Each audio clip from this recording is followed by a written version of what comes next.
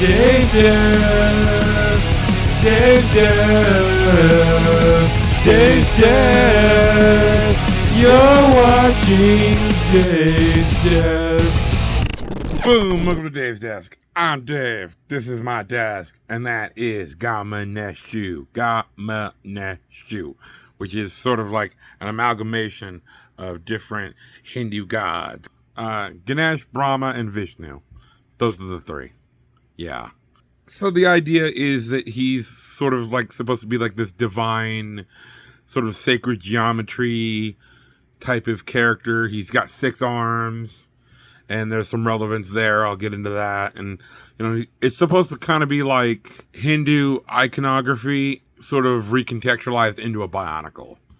And the lore behind him is that he's like the god of creation, but he's like super obscure and nobody knows about him or whatever. He was originally designed for a collab that I was going to be a part of, where everybody picked a sort of supreme being of a canon element in Bionicle, and I chose creativity. But I ultimately dropped out of the collab because it's just like they kept extending it and letting people do this and that. I'm just like, all right, you know what? I'm done with this shit. And so I ended up dropping out and not participating. And yeah, I'm not even in the other, like, the entries for the collab, which is fine. You know, I made mine for the collab, but I still like the MOC, and I'm actually still really happy with it. So to get into the MOC itself, he has 6 arms, which means I could do some cool like patterns and stuff like that. And so the pattern, or the thing I want to sort of highlight for all the lore nerds in Bionicle, is that he's got 6 arms. And so I decided to use the Toamata mask. I have the G2 mask here on the shoulders and the G1 masks here on the arms. And the way I split them up is you've got Tahu, Onawa, and Pohatu on one side, and you have Gali, Liwa, and Kopaka on the other side. And so what that means is they are split up into the Toakaita, which is the combiner models that when you first bought the original Toamata, if you had the right 3, you could build a combiner model. And I mean, they look goofy and they were dumb, but it was like a lore thing in the canon. They even wrote it into the story so that they can combine and work together. So I actually did the Kaita, I did the groupings to where it made the Toa Kaita, which is a neat little like lore tidbit. I wonder if anybody ever picked up on that before when I posted the MOC, but now everybody knows the secret's out. So the figure is very static, and so there's not really a lot to show as far as it doing anything. His arms can move, and you can actually unfold his legs, but the legs are actually armored to physically sit in the lotus position like that. If you sort of undo them and straighten them out, the armoring's actually on the wrong side, and it causes a collision. So that kind of gets into my first lesson that I want to point out, is build for the end result. If you know you're building a static model, if you know, like, hey, nobody's ever going to see the back, I think it's okay to kind of like, all right, well, we'll put this cape over here, and you're like, and some of my MOCs too, like, if I know that you're never going to see the backside of this MOC because it's covered up in a cape or a tunic or something like that, there's some kind of cloth element there, I don't feel the need to like put parts there that no one's ever going to see. Now, that being said, I really have a distaste for people who build MOCs that you literally only see it from the front, and like they don't even finish the back, and they will only show you like one image or 2 images from like the front or the side. It's like, no, fuck off. It's a 360 degree model, right? It's a 3D model, and you're showing it to us in a 2D format. So yeah, take multiple pictures and show us what the back looks like, and honestly put some freaking effort into it.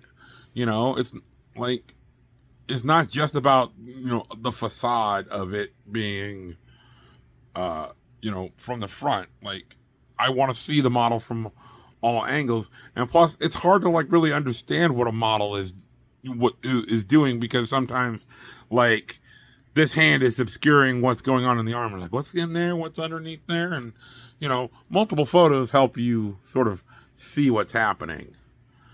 But, you know, that rant aside, I don't see the need to like I said, if you're going to cover it up in a cape and like people are never going to see that part of the model, then yeah, you don't need to cover up every little part and give it a bunch of armoring and smooth it all out. And, you know, it could be a little unfinished looking, and then you cover it up with the cape, and like that's how it looks good. So for here, I decided he's always going to be sitting in this lotus position, so I might as well have the parts where I think they look good. And so one interesting little tidbit is he actually has the G2 Mask of Creation here on his leg. And so for the actual mask is the G1 Mask of Creation, or one of them. And this mask was 3D printed and painted by Rival MOCs. So I bought this mask and a trans light blue copy of the same mask from them. And I wasn't sure which one I'd want here on the model. You know, that or that, and I decided to go with the actual gold one. And then he did a mask drop not too long ago, and I just bought this like shadow looking Evoki, I think is what it is. I don't know, it's kind of mean looking. It's cool. I like it. I just decided to buy it from him. I might not even ever use it on anything, but I just wanted to support his business, because TJ's a cool dude. He was cool to work with, and I just appreciate the guy. So yeah, go check out Rival MOCs. I'm going to put a link right here. I'm going to put some images up, and there'll be a link in the description for his shop. Go check him out. But the MOC is really static. The arms move, and the legs literally dangle from these 4 chains. So he physically cannot support his own weight if I took him off the frame. And so the idea here is that I wanted this to like sort of dangle here and just be kind of ornate, and I wanted him to feel otherworldly. Like he doesn't have a body that, makes sense in reality. He's like, and it's supposed to be more ethereal. So that's like the chains. And then here it's supposed to look like a fire, potentially like there'd be a fire burning, like a blue fire burning in like his stomach area. I thought was kind of the effect I was going for there. And I just think it looks cool. And then the rings are supposed to represent atoms, because I was really struggling with how to conceptualize, visualize creativity or creation. And the guy who ran the collab, he suggested like an atom. I'm like, oh, that's an interesting idea. And so with that suggestion, I got the rings, and also I got 6 sides, because a carbon atom is 6 nuclei. I made a hexagon here on the lower structure, and then I gave him 6 arms, and the 6 arms kind of is what helped make the Toa theme play along. And so yeah, that's how that worked. For the last part of this video, I kind of want to get into my main lesson, which is building out of your comfort zone. And so I knew I wanted to do like a platform and then like a structure and have him floating, but I didn't want to just like where you saw the base and you sort of saw the guts of it. So the idea was like sort of a natural looking base with like a floating structure that can kind of cover up like sort of the seams of like the pillar holding him up. And I think I did all right with that. I'd seen some other builders use wedge plates as like rock work, and I thought, oh wow, that's interesting. I kind of want to try that. And then my buddy Dan Nerdy Mox, he kind of came over one day, and we he gave me this lesson of like layering plates and kind of making it look randomized. So I got sort of some good insight from other builders on how to do this, and that's maybe another lesson itself. It's like, watch other builders do their thing and then try and incorporate it into your own builds. Be observant of other ideas, and that's kind of what I did here with the base. I wanted it to look kind of barren and not like a jungle or anything.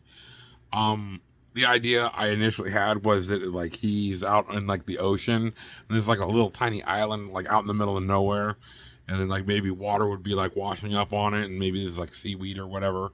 But it doesn't have to be that. It could just be like he could be like on a mountaintop somewhere, and I just wanted like very sparse vegetation. So that's why like the leaves here, they kind of stack over each other, and they kind of grow out in like patterns here, but there's not like a lot of it covering the area. And I also wanted to use olive green to kind of like make it look a little less vibrant and lively. I wanted to look kind of, because he's the god of creation, not the god of life. That's actually a different element. The lesson here is like, get out of your comfort zone. Try and build in ways that you don't normally build, and with parts you don't normally build. Like I'm fairly comfortable with using system, but like I'm not really like a very basic like studs up type of builder where I'm just like putting Lego on top of other Lego and making it look the way I want. And this is very basic Lego building, which is cool. It's cool to like break away from this weird godlike structures and monsters and T-Rexes and stuff like that, and just build build some studs up, basic dirt. Like, oh my god, I built some rocks and I'm really proud of it. I built some dirt. I think that those are the lessons there. Use patterns. I think is the lesson with the TOA. Recognize patterns where you have them. Build to the end result. Get out of your comfort zone and build with parts you don't normally have. And be observant of other builders. And don't be afraid to try their ideas. Because even if you take somebody else's idea, like I specifically saw a MOC where it was a bunch of like wedge plates and all covered up and stuff, and it looked really cool, and it was a very different build than what I did, but I kind of took that idea and ran with it to make this platform. But be observant and take other people's ideas, because you're still going to put your own spin on it. You're going to have your flair to how you do it. Even if you borrow somebody else's idea, it's still going through your filter and your lens of how you like to build. And for me, I like very sturdy structures. Like this thing, you can pick it up. He ain't coming off the back. This isn't coming apart. This is literally push pinned into some Technic brick that's layered underneath all these plates and stuff. So this is not going anywhere. And why? Because I like to build really sturdy structures with my MOCs.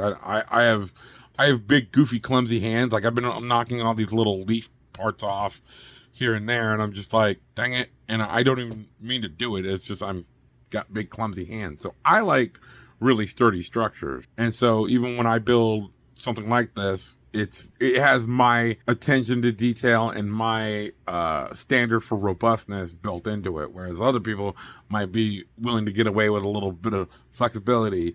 They want all the little lines to flow perfectly. So it'll have a different like sense of flow and detail and aesthetics. So like honestly, stealing ideas, like if you literally just take somebody else's thing and build it and then say it's yours, like that's wrong. But borrowing ideas is just, I'm going to take this and reinterpret it. And there's nothing wrong with borrowing good ideas. Everybody in art does it. So definitely keep that in mind when you do your next build. So I think that'll about cover it for today's MOC review. This is Gahmaneshu. I'm Dave. This is my desk. Thank you guys for watching, and I will see you guys next time.